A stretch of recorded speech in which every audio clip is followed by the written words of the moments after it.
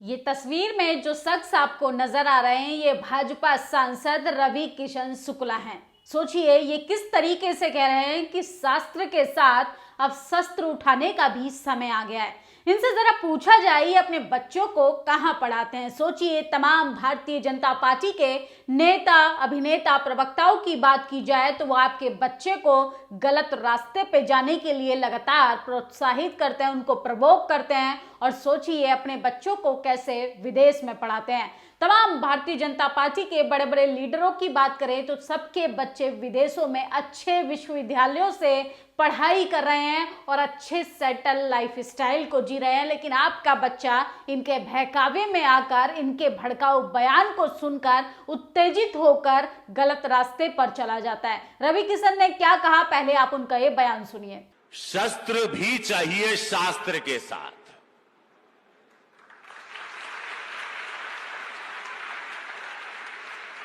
आप देख ही रहे हो बालाजी मंदिर में मटन मीट द्वारा बीफ के मीट के लड्डू बना के बेचे हिंदुओं को दिए जा रहे थे। क्या हो रहा है हिंदुओं के साथ, ये सोचना चाहिए।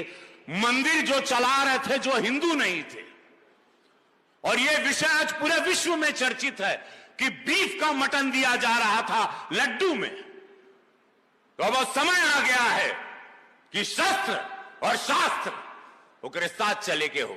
यह समय बा, यह पूज्य महाराज जी सिखावा ना। अगर ये बुलडोजर कहा ना तो उसके अंदर बहुत सारी बातें हैं।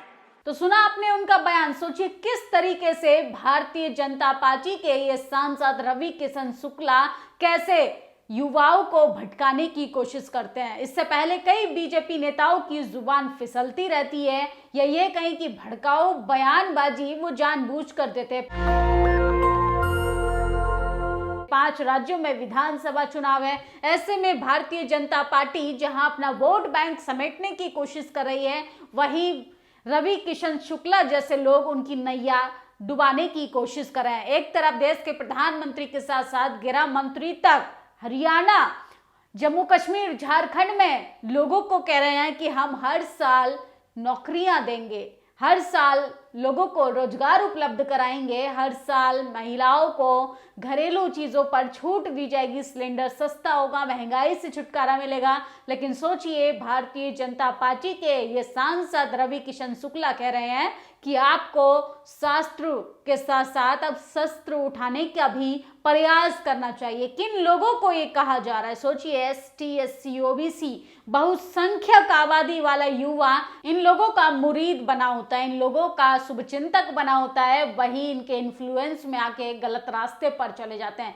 वहीं आकाश आनंद की बात करें, वो तो सरकार से 10 सालों का डेटा मांग रहे हैं और उनसे पूछ रहे हैं कि 10 सालों में भारतीय जनता पार्टी ने कहां विकास किया। हरियाणा में उनकी लगातार इनेलो गठबंधन के साथ लगातार रैलियां हो रही हैं जिस पर वो बिल्कुल हमलावर है भारतीय जनता पार्टी पर। सोचिए तमाम उन मुद्दों पर बीजेपी की सामत चारों तरफ से आ गई है जो उसने 14 से लेके 19 तक वादे किए, 19 से 24 तक वादे किए। भले ही बीजेपी तीसरी बार सत्ता पर काबिज है, लेकिन सोचिए उनके सांसद किस तरीके से उनकी पोल खोल रहे हैं। रवि किशन ने कल एक कार्यक्रम के दौरान कहा कि अब समय आ गया है, शास्त्र के साथ शस्त्र चाहिए। रवि किशन शुक्ला जी हमारे बच्चों को शास्त्र के साथ शस्त्र उठाने का आह्वान कर रहे हैं, मगर रवि किशन की बेटी रीवा किशन 2020 में बॉलीवुड में एंट्री कर चुकी हैं। उनकी बेटी फिल्मों में काम करती हैं। क्या रवि किशन ने यही बात अपने बच्चों के लिए बोली? तो आपको आंखों से ये धर्म का चश्मा उतार कर हटा कर देखना है कि आपका असली हितैषी कौन है। ये अपने बच्चों को फिल्मों में भेजेंगे, अपने बच्चों को विदेश भेजेंगे, अपने बच्चों को अच्छे कॉरपोरेट सेक्टर्स में भेजेंगे, अपने बच्चों को लाखों करोड़ों की नौकरियों पर भेजेंगे और आपके बच्चे को गुमराह किया जा रहा है धर्म के नाम पर, जाति के नाम पर, और उनसे कहा जा रहा है कि शास्त्र नहीं बल्कि शस्त्र उठाने की जरूरत है, हथियार उठाने की जरूरत है। और सोचिए कैसे बहुजन बच्चों के साथ नंबर काटने का लगातार द्रोणाचार्य कोशिश कर रहे हैं।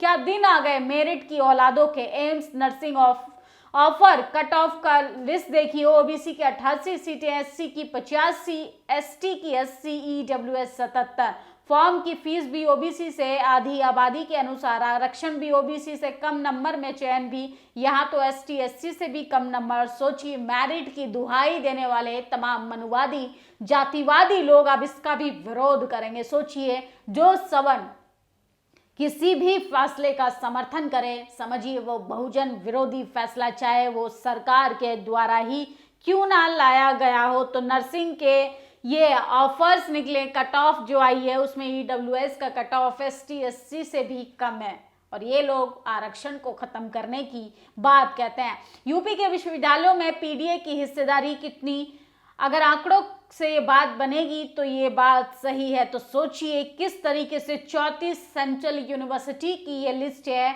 और तमाम सवर्ण लोग यहाँ के वाइस चांसलर्स हैं, कुलपति की पद पर बैठकर मलाई खाने का काम कर रहे हैं और तमाम लोग कहते हैं कि आरक्षण को खत्म कर देना चाहिए। आरक्षण से लगातार कैसे एसटी एससी ओबीसी को दूर रखा जा रहा है और किस तरीके से बहुजन समाज के हक अधिकारों को कुचलने का प्रयास किया जा रहा है। तो रवि किशन का ये भाषण जो है सोशल मीडिया पर तेजी से वायरल हो रहा है। रवि किशन असंवैधानिक भाषा बोल रहे हैं, इनके ऊपर कार्रवाई होनी चाहिए।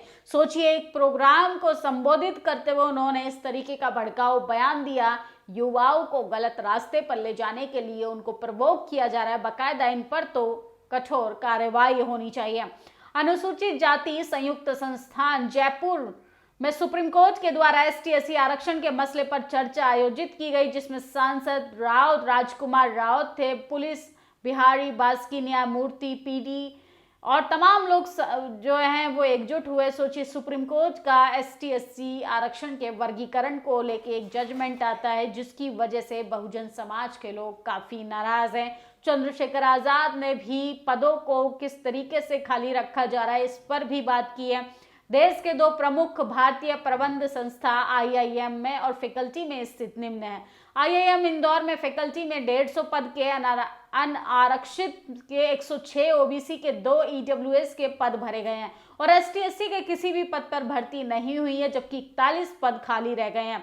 आईआईएम में तिरुचिरापल्ली की फैकल्टी में सामान्य वर्ग के सभी पद भरे गए हैं, लेकिन वहां पर भी एसटी की कोई भर्ती नहीं हुई है। तो सोचिए कैसे आप लोगों के खाली सीटों को रखा जा रहा है और उन सीटों को किस तरीके से बहुजन बच्चों को दूर किया जा रहा है। जाति देखकर दूसरी जाति के लोगों का हक मारकर सभी जातियों को देना ही जातिवाद है।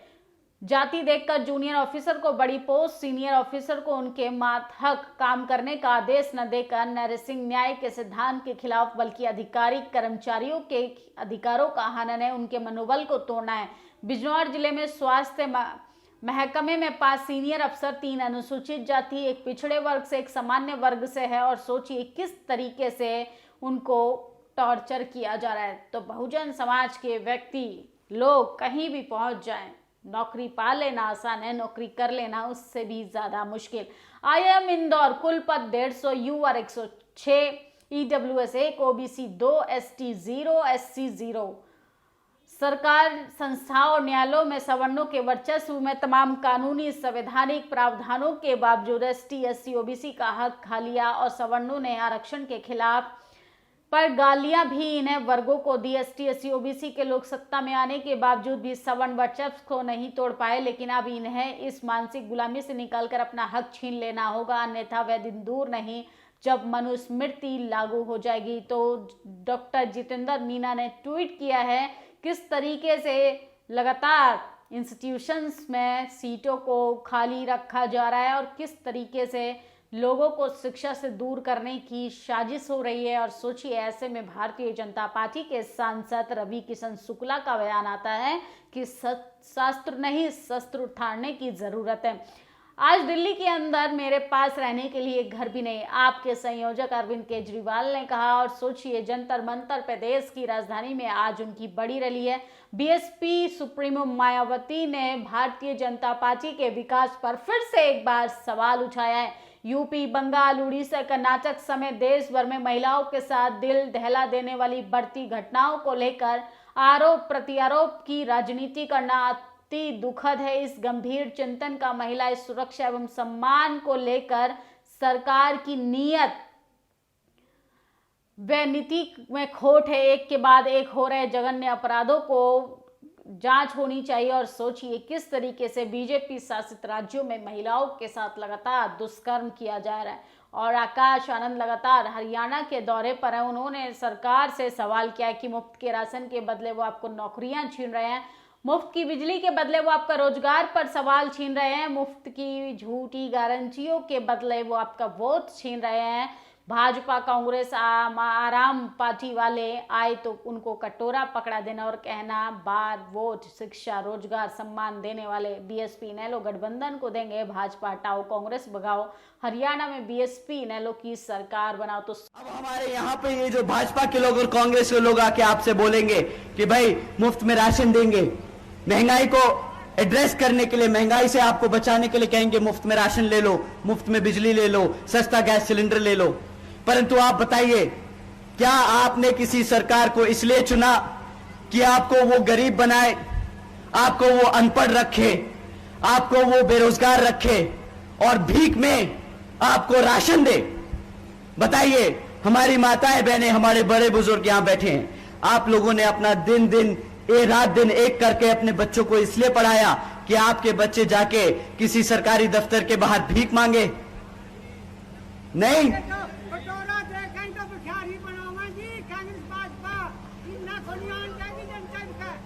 कटोरा देते हैं आपको, भिखारी बनाते हैं। अब आपका समय आ गया है, जब ये वोट मांगने आए तो वही खाली कटोरा इन्हें थमा देना और बोलना ये लो तुम्हारा।